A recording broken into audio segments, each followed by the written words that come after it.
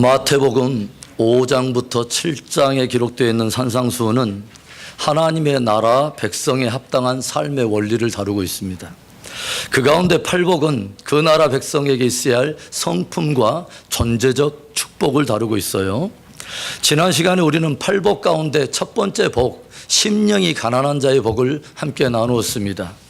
심령이 가난한 자는 복이 있나니 천국이 저희 것임이라 주님께서 들려주십니다. 참 이상하면서 역설적이지 않습니까, 여러분? 어떻게 번영과 형통이 복이지 가난이 복이라 말할 수 있을까요? 더군다나 주님이 말씀하시는 그 가난은 그냥 서로 비교해서 견주는 상대적인 가난이 아니라 철저하게 자기에 대해서 완전하게 파산된 상태를 말하는 푸토코스, 절대 가난을 언급하고 계신다는 것입니다. 그런데 이 말씀이 복음과 연결이 된다면, 그리고 이 말씀이 하나님의 나라와 연결될 때는 더욱 절대적입니다. 왜냐하면 말 그대로 하나님의 나라는 자기에 대해 부여하고 자기가 주권을 가지고 있고 자기 의에 부여한 사람과는 너무도 거리가 멀기 때문에 그렇습니다. 주님이 없어도, 그리고 주님의 은혜 없어도 전혀 오늘의 삶과 신앙에 지장이 없다고 생각하는 사람에게 하나님의 나라는 너무도 멀다는 것입니다. 누구에게만 복음이 되고 하나님의 나라가 되느냐? 말 그대로 자기를 부인하고 자기 의를 부인하는 사람입니다. 하나님 앞에서 나의 존재적인 완전 파산을 인정하고 고백하는 바로 그 사람. 그래서 나의 완전 파산을 선언하고 가난해진 그 마음에 이제 주님을 채우기 원하고 주님의 은혜를 갈망하는 그 사람에게 비로소 십자가는 복음이 되고 하나님의 나라는 비로소 하나님의 나라가 되더라고 하는 것입니다. 그리고 심령이 가난한 그 사람은 하나님의 주권 아래 나를 내려놓는 사람, 하나님의 주권 안에 나를 복종하는 사람입니다. 말 그대로 하나님의 나라는 그분의 통치, 그리고 그분의 주권 아래에 있는 영역을 하나님의 나라라고 말하는 것입니다. 미국은 어디가 미국이냐면 최고의 행정수반인 트럼프 대통령의 주권과 또 통치권이 미치는 영역을 미국이라 하는 것입니다. 대한민국의 영토는 문재인 대통령의 통치권, 주권이 비치는 모든 영역이 대한민국의 영토가 되는 것입니다. 그렇다면 하나님의 나라는 어디입니까? 바로 그 나라의 왕 대신 하나님의 주권이 미치는, 그분의 주권이 인정되는 바로 그 영역이 바로 하나님의 나라가 된다고 하는 것이죠. 심령이 가난한 마음은 나의 삶을 기꺼이 주님 아래, 주님의 주권 아래 복종시키는 바로 그 사람, 주의 통치를 즐거워하는 마음이 심령이 가난한 마음인 것입니다. 바로 그 심령이 복이 있다 말씀하시며 바로 그 사람이 하나님의 나라를 소유한다고 축복하고 계십니다. 팔복의 말씀을 나누는 가운데 진실로 저와 여러분이 하나님의 나라를 소유하게 되고 그 나라의 은혜를 맛보게 되는 큰 축복이 있기를 축원합니다. 주님은 오늘 팔복 가운데 두 번째 복을 우리에게 도전하십니다. 무엇입니까? 마태복음 5장 4절의 말씀 우리 함께 읽습니다. 애통하는 자는 복이 있나니 그들이 위로를 받을 것이며, 애통하는 자는 복이 있나니 저희들이 위로를 받을 것이라 주님이 말씀하세요. 물질과 쾌락을 추구하며 편안함과 즐거움을 추구하고 또 희락을 꿈꾸는 현대인들에게 얼마나 역설적인 주님의 도전입니까? 어떻게 애통이 복이 될 수 있고 애통하는 자가 복된 존재가 됩니까? 그런데 만일 이 말씀이 주님의 말씀이고 그것이 진짜 복이라면 피상적인 평안과 피상적인 즐거움을 추구하면서 애통과 눈물의 복음을 점점 매력 없는 것으로 치부해가는 현대 교회는 어떤 면에서 분명 위기가 아닐까요? 어떻게 보면 현대 교회는 주님이 말씀하시는 그 애통의 복음에 대해서 불로 끄슬리듯 대충 지나쳐버리고 더 깊이 들어가지 않기 때문에, 아니 더 깊이 들어가지 않으려 하기 때문에 주님께서 말씀하시는 참된 위로의 축복에 이르지 못하고 있는 것은 아닐까 하는 것입니다. 그래서 참된 위로가 없는 곳에서 엉뚱한 곳에서 엉뚱한 것을 위로라고 생각하고 그것을 추구하며 가는 엉뚱한 기독교로 전락해 가는 것은 아닐까 하는 그런 생각을 해보게 된다는 것입니다. 현대인들에게 찾아오는 많은 스트레스 때문에 세상은 의도적이라도 단순하고 긍정적으로 생각하고 밝게 웃으며 살아야 한다고 들려줍니다. 그래서 어떤 교회의 한 지도자는 포지티브 띵킹, 긍정적 사고를 현대인들을 위한 최고의 복음으로 강단에 소개하고 있습니다. 그런가 하면 심플 띵킹, 단순하게 생각할 것을 복음으로 들려주는 사람도 있어요. 심지어 오늘날의 목회자 세미나 가운데는 유머 세미나라고 하는 것이 생겨날 지경에 이르렀습니다. 이런 면에서 본다면 현대인에게는 눈물 또는 애통이라고 하는 말은 다소 부담스럽고 무겁게 느껴지기 때문에 사람들에게 별로 인기가 없는 듯 보입니다. 더군다나 오늘 본문에 예수님께서 쓰고 계시는 애통이라고 하는 이 단어, 헬라어 펜세오라고 하는 단어는 어느 정도 슬퍼하고 적절하게 우는 정도가 아니라 마치 사랑하는 사람의 죽음 앞에 가슴을 치며 통곡하는 그 애통을 이야기할 때 이 펜세오 단어를 사용하고 있다고 하는 것이죠. 창세기 37장을 보면 야곱이 12아들 가운데 가장 사랑하는 아들이 요셉이었는데 그의 형제들이 요셉을 시기하여 미디안 상고에게 팔아버리고 야곱을 속여서 요셉이 짐승들에 의해서 찢겨 죽었다고 거짓말을 하고 요셉의 찢겨진 옷을 보여줄 때 아버지 야곱이 옷을 갈기갈기 찢은 후에 허리에 굵은 배를 두르고 땅을 치며 식음을 전폐하고 통곡을 합니다. 마치 사랑하는 자식의 죽음 앞에 이같이 통곡하는 바로 그 애통이 펜세오, 주님이 말씀하시는 오늘의 애통이라고 하는 단어입니다. 그렇다면 주님께서 애통하는 자는 복이 있나니 저희가 위로를 받을 것이라 하는 그 말씀의 의미는 무엇일까요? 참된 애통에 따르는 하나님이 말씀하시는, 주님이 말씀하시는 참된 위로란 어떤 위로를 말하는 것입니까? 첫째로는 긍휼과 용서의 위로입니다. 오늘날 현대인들은 더 이상 죄의 문제를 들으려 하지 않고 죄를 죄로서 정직하게 직면하지 않습니다. 그리고 사람들은 죄를 죄라고 말하는 대신에 이제는 그것을 그 사람이 가지고 있는 고유한 성향 내지는 장애라는 단어로 위로를 해줘요. 바로 인권의 이름으로 말이죠. 그러나 분명한 거 하나는 절대로 그것이 성경적 접근이나 성경적 원리는 아니라고 하는 사실입니다. 성경 인물 가운데 하나님께로부터 영광스러운 칭호를 얻고 있는 참으로 우리 모든 믿음의 사람의 부러움을 한 몸에 입고 있는 한 사람이 있죠. 바로 하나님께서 내 마음에 합한 자라고 인정해 주었던 사람, 바로 다윗 말입니다. 그런데 그 다윗이 범죄하여 그의 충직한 신하 우리아의 아내를 범하고 말았습니다. 그리고 이 사건 때문에 그를 찾아온 나단 선지자로부터 하나님께로부터 들려오는 엄한 경고의 책망을 듣게 되죠. 이때 다윗이 어떻게 반응합니까? 선지자여, 그것은 나의 성적 경향 때문이었습니다. 그것은 나의 성적 장애 때문이었습니다 라고 말하지 않았습니다. 그리고 나단 선지자도 다윗 왕에 대해서 왕이여, 당신이 가지고 있는 고유한 인권을 저는 존중합니다 라고 말하지 않았습니다. 다윗이 밧세바의 사건으로 인해 책망받을 때 그가 고백한 참회록이 시편 51편의 기록입니다.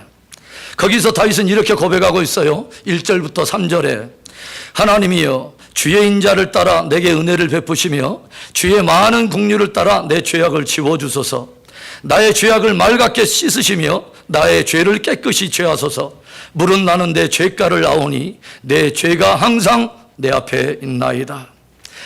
다윗이 나단 선지자로부터 책망을 들었을 때 그는 왕인 자신의 가진 권력으로 나단 선지자를 처단하거나 아니면 선지자의 말을 멸시하지 않았습니다.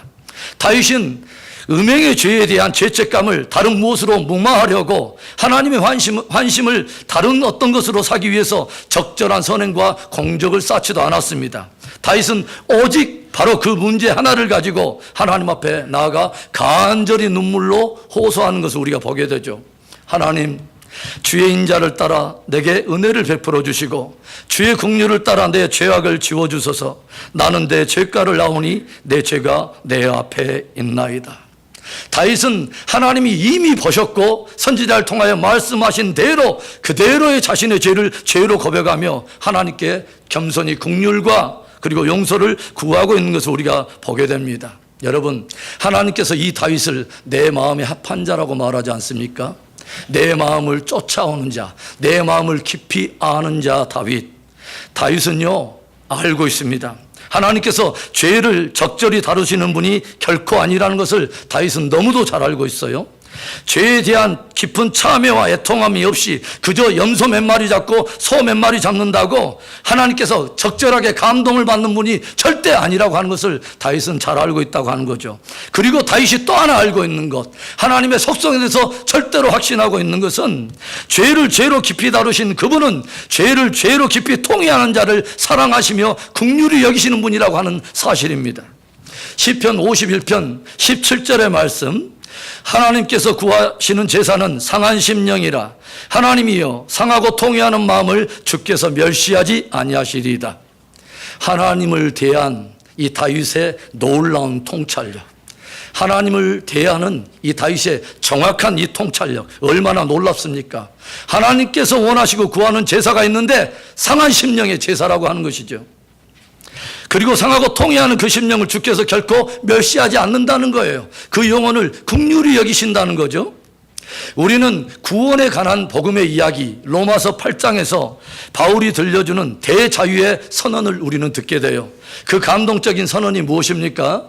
로마서 8장 1절과 2절의 말씀에, 그러므로 이제 그리스도 예수 안에 있는 자에게는 결코 정죄함이 없나니 이는 그리스도 예수 안에 있는 생명의 성령의 법이 죄와 사망의 몸에서 너를 해방하였음이라. 정죄에서 벗어나 주 안에서 얻게 된 자유와 해방을 선언하고 있는 감동적인 복음이 틀림없습니다. 그런데 이 놀라운 자유와 해방에 앞서서 7장에서 우리는 또 무엇을 봅니까?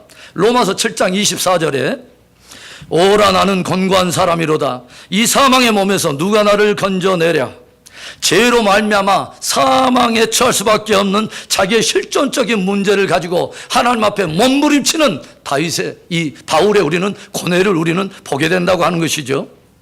그래서 이 무엇 때문에 사도 바울이 계속 그렇게 고뇌하고 있냐면 로마서 7장 19절에 내가 원하는 바 선은 행하지 아니하고 도리어 원하지 아니하는 바 악을 행하는도다. 선을 행하려 하는 내 안에 악이 공존하여 끊임없이 나를 죄의 법으로 사로잡아오려고 하는 이 엄청난 이 죄의 실존의 문제를 가지고 하나님 앞에 애통하고 있는 우리가 바울의 모습을 본다고 하는 거예요. 그래서 진정 내 안에 있어야 할 것은 하나도 없고 내 안에 없어야 할 것이 가득함으로 인하여 애통해 하는 바울의 애통을 우리가 보게 됩니다. 죄에 대한 깊은 애통 후에 용서와 자유함의 선언을 하고 있다고 하는 것을 우리는 깊이 주목할 필요가 있습니다. 많은 사람이 애통을 합니다. 그러나 오늘 주님이 말씀하시는 애통은 세상적으로는 어떤 근심으로 어린 그런 애통과는 조금 거리가 있어요. 무엇인가 세상에서 소유하기를 원하는데 소유하지 못하는 그 좌절, 손에 잡히지 않는 좌절 때문에 쓴뿌리가 나서 애통하는 것이 아닙니다. 누구에겐가 억울함을 풀지 못해서 원통해서 애통하는 그런 애통이 아니라는 말이죠. 나의 내면에 나와 하나님 사이를 갈라놓고 하나님께로부터 멀어지게 만드는 죄와 강팍함과 쓴뿌리를 인해서 애통하는 것입니다. 하나님이 원하시는 삶을 살아내고 싶은데 도저히 그 삶을 행할 능력이 없어서 하나님 앞에 애통하는 것입니다. 그런데 오늘의 복음이 무엇입니까? 진실로 그 심령에 그 애통이 있는 자는 복이 있다. 저가 참으로 위로를 받게 될 것이다. 그 위로는 어떤 위로일까요? 하나님께서 베푸시는 긍휼과 용서의 위로가 있다고 하는 것입니다. 세상적인 근심으로 인한 애통과 하나님의 뜻대로 인한, 즉 죄로 인한 하나님을 향한 그 애통은 동기도 다르지만 결과도 다르다는 거 여러분 아십니까? 고린도후서 7장 10절의 말씀입니다. 하나님의 뜻대로 하는 근심은 후회할 것이 없는 구원에 이르게 하는 회개를 이루는 것이요 세상 근심은 사망을 이루는 것이니라. 사랑하는 성도 여러분, 하나님께서 당신의 독생자 아들을 아낌없이 이 땅 가운데 보내신 아주 중요하고도 근본적인 이유는 진실로 자신의 죄 때문에 애통하는 자들을 긍휼히 여기시고 용서하고 그리고 구원하시기 위하여 보내신 것입니다. 진실로 애통한 자에게 용서는 비로소 복음이 되는 것입니다. 하나님께서 우리에게 오늘 회개의 영을 부으사 저와 여러분 안에 죄로 인한 애통이 넘치고 그 애통하는 자들에게 하나님께로부터 큰 긍휼과 용서의 위로가 임하게 되기를 간절히 축원합니다. 애통하는 자는 복이 있나니 저희가 위로를 받을 것이라. 이 말씀의 의미는 무엇일까요? 참된 애통에 따르는 주님이 말씀하시는 그 위로는 어떤 위로일까요? 두 번째, 기쁨과 회복의 위로입니다. 하나님의 사람이 진실로 애통하는 것은 물론 죄로 인한 애통도 되겠지만 그보다 더 깊은 애통의 근원은 사실 하나님의 마음에 아픔을 준 그 아픔 때문에 애통하는 것입니다. 진실로 우리가 누군가와의 사랑의 관계에 있을 때에는 나의 죄와 허물로 상대에게 실망과 상처를 남긴 그 아픔 때문에 더 애통하게 되는 것입니다. 범죄한 다윗이 가장 두려워하는 그 두려움이 무엇일까요, 여러분? 죄로 인해 당하게 될 징계를 두려워했을까요? 아닙니다, 여러분. 다윗이 정말 진실로 두려워했던 것은 다윗 자신과 사랑하는 주님과의 관계가 멀어지는 것에 대한 두려움이었다고 하는 것이죠. 자신을 향한 하나님의 마음이 떠나면 어떻게 할까? 성령이 내게서 떠나면 어떻게 할까? 이것을 두려워했다고 하는 것입니다. 시편 51편 10절부터 12절의 말씀 우리 함께 읽어봅니다. 하나님이여 내 속에 정한 마음을 창조하시고 내 안에 정직한 영을 새롭게 하소서. 나를 주 앞에서 쫓아내지 마시며 주의 성령을 내게서 거두지 마소서. 주의 구원의 즐거움을 내게 회복시켜 주시고 자원하는 심령을 주사 나를 붙드소서. 하나님, 범죄한 내 안에 pure heart, 정결한 마음이 사라져 버렸습니다. 내 안에 죄로 인한 강팍함으로 인해서 정직한 마음이 사라져 버렸습니다. 오 하나님, 나를 불쌍히 여기사 내 안에 정한 마음을 다시 한번 창조해 주시고 정직한 영을 새롭게 해 주시옵소서. 주 앞에서 나를 멀리하지 마시고 주의 성령을 내게서 거두지 마시옵소서. 주님으로 인하여 내가 즐거워했던 그 즐거움의 충만을 다시 한번 회복하게 하시옵소서.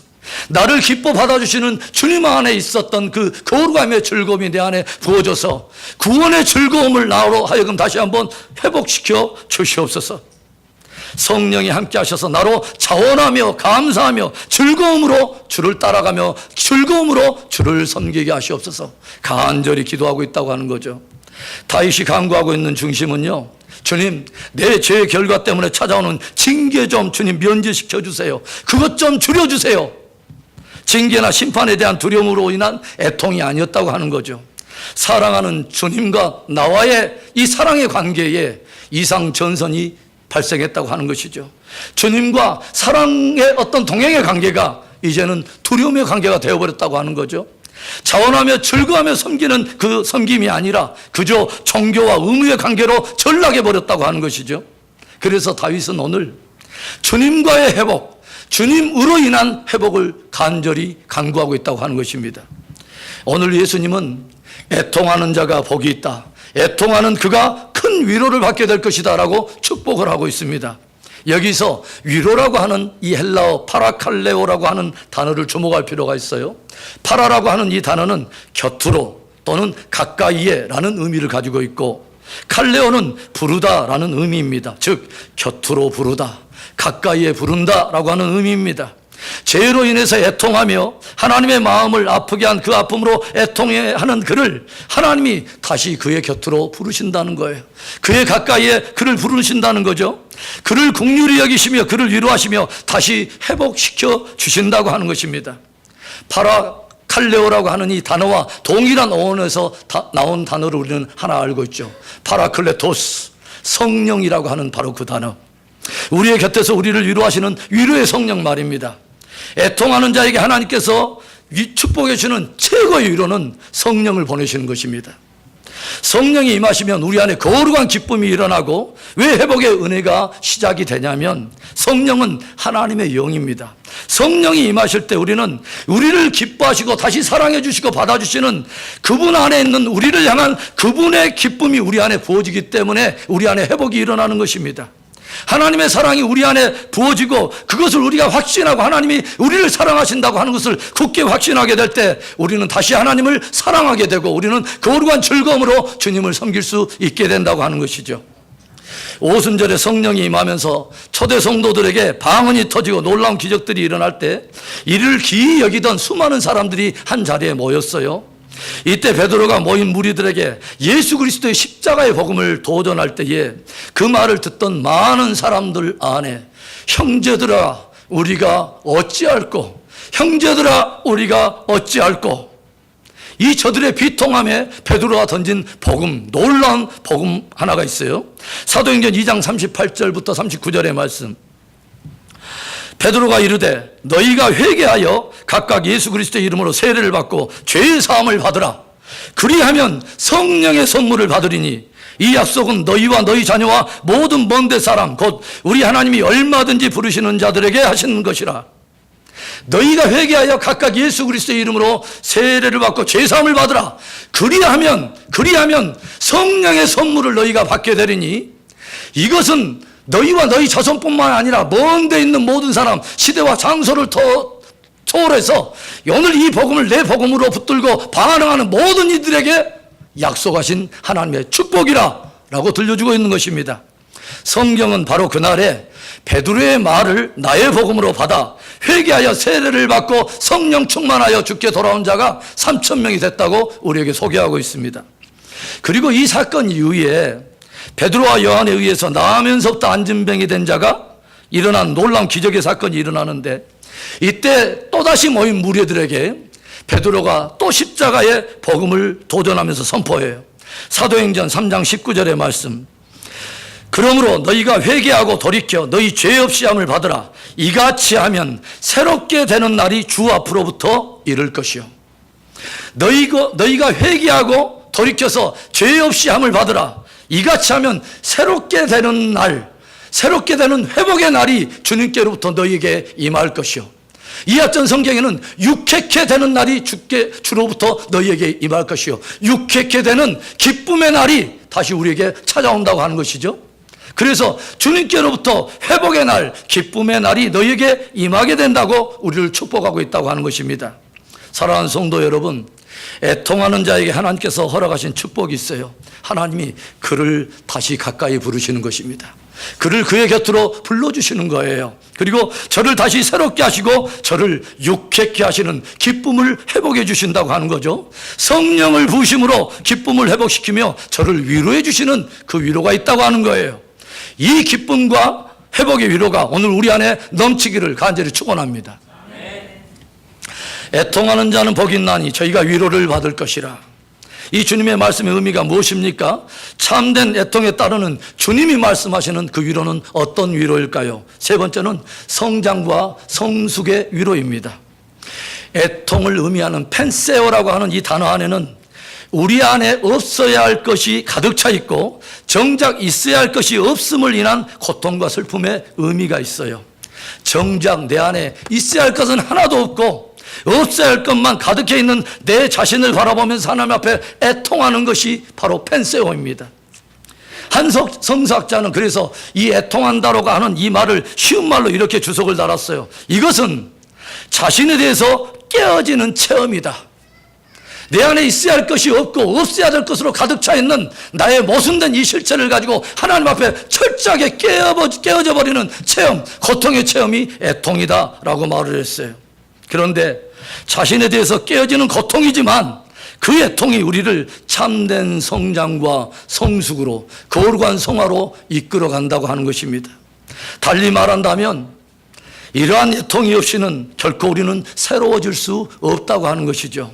진실로 이 애통이 하나님 앞에 드려질 때에 하나님께서 우리를 사로잡아서 새롭게 빚어가시는 은혜가 있다고 하는 것입니다.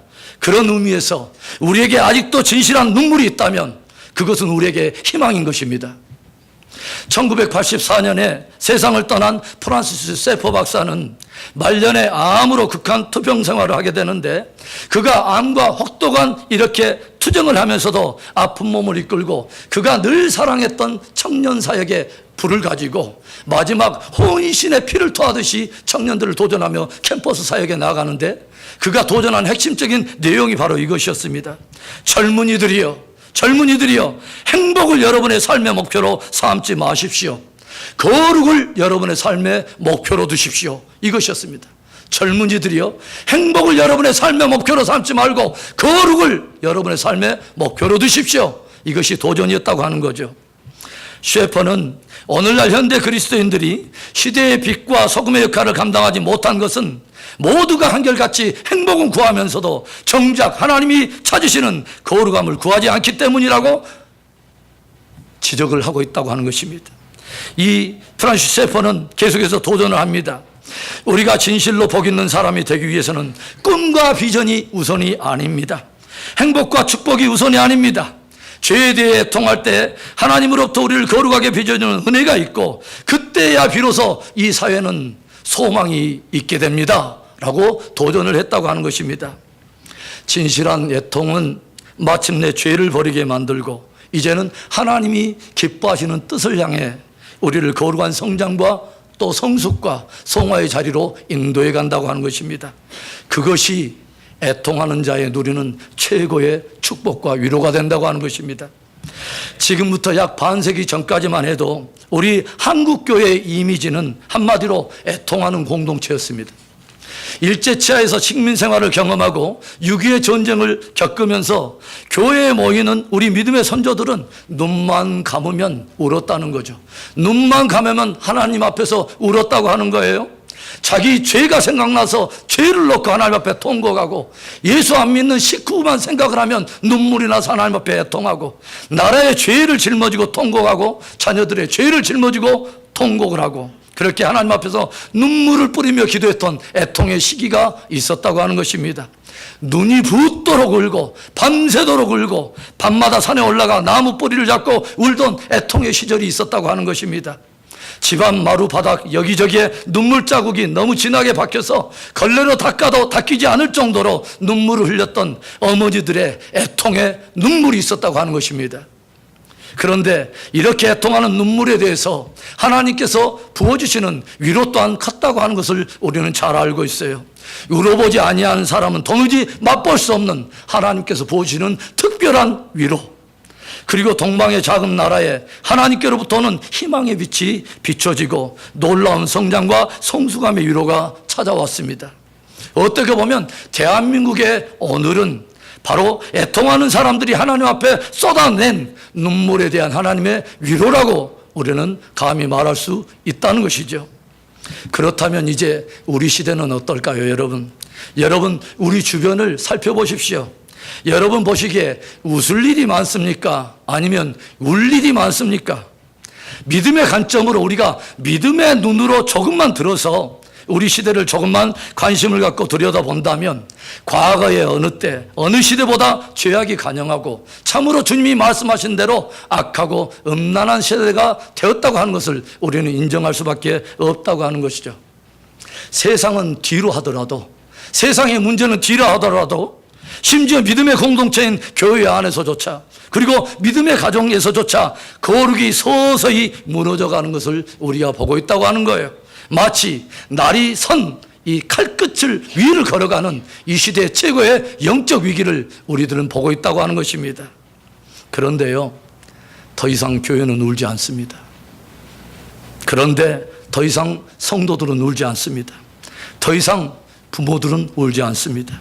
우리 안에 해야 될 것이 점점 사라져 가는데 우는 사람은 없습니다. 그리고 우리 안에 있어서는 안 될 것만 점점 가득해 가는데 울지 않습니다. 그렇기 때문에 참된 성장도, 참된 성숙도, 참된 성화도 일어나지 않는 것은 아닐까요?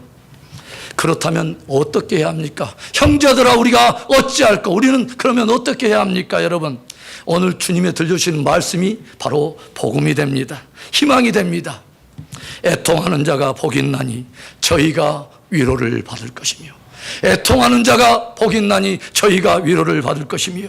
사랑하는 성도 여러분, 하나님의 손안에서 깨어지지 않는다면, 하나님의 손안에조차 깨어질 수 없다면 우리에게 또 다른 새로운 출발은 없는 것입니다. 그 말은 하나님의 손안에서 깨어진다면, 깨어질 수만 있다면 바로 깨어질 때에 하나님은 우리를 얼마든지 새롭게 하시며 다시 회복시킬 수 있다고 하는 것입니다.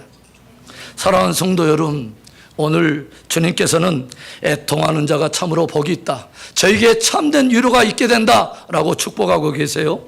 애통하는 그에게 하나님께로부터 긍휼과 용서의 위로가 있습니다.